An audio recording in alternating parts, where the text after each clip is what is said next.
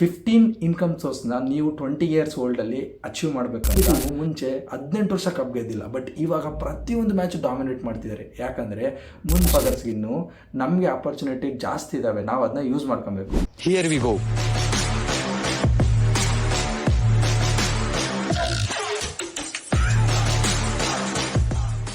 Welcome back to Sammy inspires.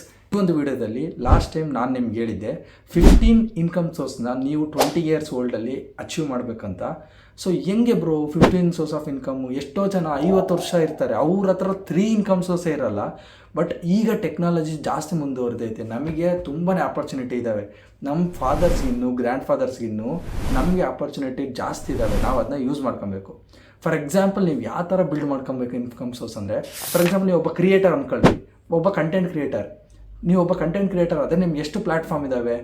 YouTube ಇದೆ, Instagram ಇದೆ, Facebook ಇದೆ. ಇದು ಬಿಟ್ಟು ಇನ್ನೂ ಥರ್ಡ್ ಪಾರ್ಟಿ ಆ್ಯಪ್ಸ್ ತುಂಬಾ ಇದ್ದಾವೆ. ಅದ್ರ ಬಗ್ಗೆ ಇನ್ನೊಂದು ವಿಡಿಯೋದಲ್ಲಿ ಡೀಟೇಲಾಗಿ ಹೇಳ್ತೀನಿ.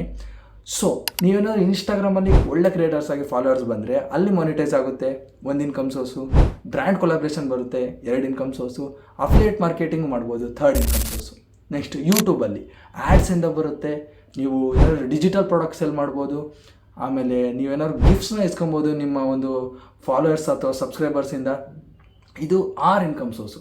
ಫೇಸ್ಬುಕ್ಕಲ್ಲಿ ನಿಮಗೆ ಆ್ಯಡ್ಸಿಂದ ಬರುತ್ತೆ, ಅಫಿಲಿಯೇಟ್ ಮಾರ್ಕೆಟಿಂಗಿಂದ ಬರುತ್ತೆ. ನೀವು ಸುಮ್ಮನೆ ಇಷ್ಟು ನಾರ್ಮಲಾಗಿ ಮಾಡಿದ್ರೆ ನಿಮ್ಮ ಹತ್ರ 8 ಇನ್ಕಮ್ ಸೋರ್ಸ್ ಇರುತ್ತೆ. ಇದ್ರ ಜೊತೆ ನೀವು ಪರ್ಟಿಕ್ಯುಲರ್ ಆಗಿರೋ ಕಾಲೇಜಲ್ಲಿ ಹೋಗಿರ್ತೀರ, ಆ ಒಂದು ಕಾಲೇಜಲ್ಲಿ ಯಾವ ಡೊಮೈನ್ನ ಚೂಸ್ ಮಾಡಿರ್ತೀರೋ ಅಲ್ಲಿ ಒಂದು ಒಳ್ಳೆ ಜಾಬ್ನ ತಗೊಂಡ್ರೆ ಅಲ್ಲಿ ಒಂದು ಇನ್ಕಮ್ ಸೋರ್ಸ್ ಆಯಿತು, 9 ಇನ್ಕಮ್ ಸೋರ್ಸ್ ಆಯಿತು. ಇದನ್ನು 9 ಇನ್ಕಮ್ ಸೋರ್ಸಲ್ಲಿ ಬಂದಿರೋ ರೆವಿನ್ಯೂನ ತಗೊಂಡು ನೀವು ನಿಮ್ಮದೇ ಆಗಿರುವ ಡ್ರೀಮ್ ಬಿಸ್ನೆಸ್ನ ಸ್ಟಾರ್ಟ್ ಮಾಡಬೇಕು. ಎಲ್ರಿಗೂ ಡ್ರೀಮ್ ಇರುತ್ತೆ. ಕೆಲವರಿಗೆ ಜಿಮ್ ಓಪನ್ ಮಾಡಬೇಕಂತ ಇರುತ್ತೆ, ಕೆಲವರಿಗೆ ಕಿರಾಣಿ ಅಂಗಡಿ ಓಪನ್ ಮಾಡಬೇಕಂತ ಇರುತ್ತೆ, ಕೆಲವರಿಗೆ ಬಟ್ಟೆ ಅಂಗಡಿ ಓಪನ್ ಮಾಡಬೇಕಂತ ಇರುತ್ತೆ. ಈ ಒಂದು 9 ಇನ್ಕಮ್ ಸೋರ್ಸಲ್ಲಿ ಬಂದಿರುವ ದುಡ್ಡನ್ನು ಬಿಸ್ನೆಸ್ಸಲ್ಲಿ ಇನ್ವೆಸ್ಟ್ ಮಾಡಬೇಕು. ಈ 10 ಇನ್ಕಮ್ ಸೋರ್ಸಲ್ಲಿ ಬಂದಿರೋದನ್ನ ನೀವು ಟ್ರೇಡಿಂಗ್ನಲ್ಲಿ ಯೂಸ್ ಮಾಡಬೇಕು. ಟ್ರೇಡಿಂಗ್ನ ನೀವು ಬಿಲೋ 10 ಲ್ಯಾಕ್ ಮಾಡ್ತಿದ್ದೀರ ಅಂದರೆ ನೀವು ಟ್ರೇಡಿಂಗ್ ಮಾಡೋದು ವೇಸ್ಟ್ ಅಂತಲೇ ಹೇಳ್ಬೋದು. ಅದ್ರ ಬದಲು ಯಾವ್ದಾದ್ರು ನಾರ್ಮಲ್ ಜಾಬ್ ಮಾಡಿದ್ರು ನಿಮಗೆ ತುಂಬಾ ಅಡ್ವಾಂಟೇಜ್. ಫಾರ್ ಎಕ್ಸಾಂಪಲ್, ನಿಮ್ಮ ಹತ್ರ 10 ಲಕ್ಷ ಆಯ್ತು ಅಂದ್ಕೊಳ್ರಿ, ನೀವು ಟ್ರೇಡಿಂಗಲ್ಲಿ ಎಷ್ಟು ಮಾಡೋಕ್ಕಾಗುತ್ತೆ? 1 ಮಂತಲ್ಲಿ 2% ತೆಗಿತೀರಾ, ಇಯರ್ಲಿ 24% ತೆಗಿತೀರಾ. ಎಷ್ಟಾಯಿತು? 2 ಲಕ್ಷ ಆಯಿತು. ಅದ್ರ ಬದಲು ನೀವು ನಾರ್ಮಲ್ ಜಾಬ್ ಮಾಡಿದ್ರೇ ಸಿಗುತ್ತಲ್ಲ. ಸೊ ಅದಕ್ಕೆ ಹೇಳೋದು, ಈ 10 ಇನ್ಕಮ್ ಸೋರ್ಸ್ನಲ್ಲಿ ಬಿಲ್ಡ್ ಮಾಡ್ಕೊಂಡಾದ್ಮೇಲೆ ಅದನ್ನ ಟ್ರೇಡಿಂಗಲ್ಲಿ ಇನ್ವೆಸ್ಟ್ ಮಾಡಿ. ಅದಾದಮೇಲೆ ಇನ್ವೆಸ್ಟ್ಮೆಂಟ್, ಒಳ್ಳೊಳ್ಳೆ ಸ್ಟಾಕ್ಸು, ಬಾಂಡ್ಸು, ಎಫ್&ಓ ಅಲ್ಲೆಲ್ಲ ಇನ್ವೆಸ್ಟ್ಮೆಂಟ್ ಮಾಡ್ಕೊತ ಹೋಗ್ರಿ. ಸೊ ನಿಮಗೆ 12 ಇನ್ಕಮ್ ಸೋರ್ಸ್ ಇಲ್ಲೇ ಆಯಿತು. ವಿತಿನ್ 20 ಇಯರ್ಸ್ ಓಲ್ಡಲ್ಲೇ ನೀವು ಈ ಥರ 12ರಿಂದ 15 ಇನ್ಕಮ್ ಸೋರ್ಸ್ನ ಬಿಲ್ಡ್ ಮಾಡ್ಬೋದು. ಇವಾಗ ನಾನು ಏನೇನು ಹೇಳಿದ್ದೀನೋ ಅದನ್ನೆಲ್ಲ ನಾನು ಮಾಡಿದ್ದೀನಿ, ಎಕ್ಸೆಪ್ಟ್ ಬಿಸ್ನೆಸ್ ಸ್ಟಾರ್ಟ್ ಮಾಡಿಲ್ಲ, ಟ್ರೇಡಿಂಗ್ ಸ್ಟಾರ್ಟ್ ಮಾಡಿಲ್ಲ. ಇವೆರಡನ್ನೂ ಸ್ಟಾರ್ಟ್ ಮಾಡಬೇಕಂದ್ರೆ ನನ್ನ ಹತ್ರ ಇನ್ವೆಸ್ಟ್ಮೆಂಟ್ ಬೇಕು. ನಾನು ಯಾವುದೇ ಕಾರಣಕ್ಕೂ ನಮ್ಮ ಅಪ್ಪಾಜಿ ನಮ್ಮ ಹತ್ರ ಇನ್ವೆಸ್ಟ್ಮೆಂಟನ್ನು ಕೇಳೋಕ್ಕೆ ಚಾನ್ಸೇ ಇಲ್ಲ. ನನ್ನದೇ ಆದ ಸ್ವಂತ ಇನ್ವೆಸ್ಟ್ಮೆಂಟ್ ಇದ್ದರೆ ಅಷ್ಟೇ ಮಾಡೋದು. ಸೊ ಅದಕ್ಕೋಸ್ಕರ ಇವೆರಡು ನಾನು ಇನ್ನೂ ಚೂಸ್ ಮಾಡಿಲ್ಲ. ಸೊ ನನ್ನ ಡ್ರೀಮ್ ಬಿಸ್ನೆಸ್ ಏನಂದರೆ, ನಾನು ಒಂದು ಜಿಮ್ ಓಪನ್ ಮಾಡಬೇಕಂತ, ಇದು ದೊಡ್ಡ ಲೆವೆಲಲ್ಲಿ ಮಾಡಬೇಕಂತ ಇದ್ದೀನಿ. ಅದಾದಮೇಲೆ ನನ್ನದೇ ಆದ ಸಪ್ಲಿಮೆಂಟ್ಸ್ ಇದು ಮಾಡಬೇಕಂತ ಇದ್ದೀನಿ. ಇದು ನನ್ನ ಡ್ರೀಮ್. ಹಂಗೆ ನಿಮಗೆ ಒಂದು ಪರ್ಟಿಕ್ಯುಲರ್ ಡ್ರೀಮ್ ಇರುತ್ತೆ. ಕೆಲವರಿಗೆ ಫ್ಯಾಷನ್ ಮೇಲೆ ತುಂಬಾ ಫೋಕಸ್ ಮಾಡ್ತೀರಾ, ಅವರು ಫ್ಯಾಷನ್ ಕಡೆ ಮಾಡಿ.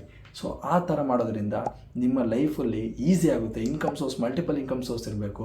RCB ಟೀಮ್, ರಜತ್ ಪಟ್ಟಿದಾರ್ ಏನಾದ್ರು ಔಟ್ ಆದರೆ, ವಿರಾಟ್ ಕೊಹ್ಲಿ ಔಟ್ ಆದರೆ, ಡಿವಿಲಿಯರ್ಸ್ ಔಟ್ ಆದರೆ ಟೀಮೇ ಬೀಳ್ತಿತ್ತು. ಬಟ್ ಈಗ ರಜತ್ ಪಟ್ಟಿದಾರ್ ಔಟ್ ಆದರೆ ವಿರಾಟ್ ಕೊಹ್ಲಿ ಆಡ್ತಾರೆ, ವಿರಾಟ್ ಇಲ್ಲ ಅಂದರೆ ಫಿಲಿಪ್ಸ್ ಆಡ್ತಾರೆ, ಫಿಲಿಪ್ಸ್ ಆಡಿಲ್ಲ ಅಂದರೆ ಮತ್ತೊಬ್ಬರು ಆಡ್ತಾರೆ. ಈ ಥರ ಮಲ್ಟಿಪಲ್ ಆಪ್ಷನ್ಸ್ ಇರೋದ್ರಿಂದ RCBಗೆ ವಿನ್ನಿಂಗ್ ತುಂಬಾ ಈಸಿ ಆಗ್ತೈತೆ. ಇದೇ ಥರ ನಮ್ಮ ಲೈಫಲ್ಲಿ ಮಲ್ಟಿಪಲ್ ಸೋರ್ಸ್ನ ಇನ್ಕಮ್ನ ದಯವಿಟ್ಟು ಮಾಡೋದ್ರಿಂದ ನಿಮಗೆ ಫ್ಯಾಮಿಲಿ ಫೈನಾನ್ಷಿಯಲಿ ಸೆಕ್ಯೂರ್ ಆಗಿರುತ್ತೆ.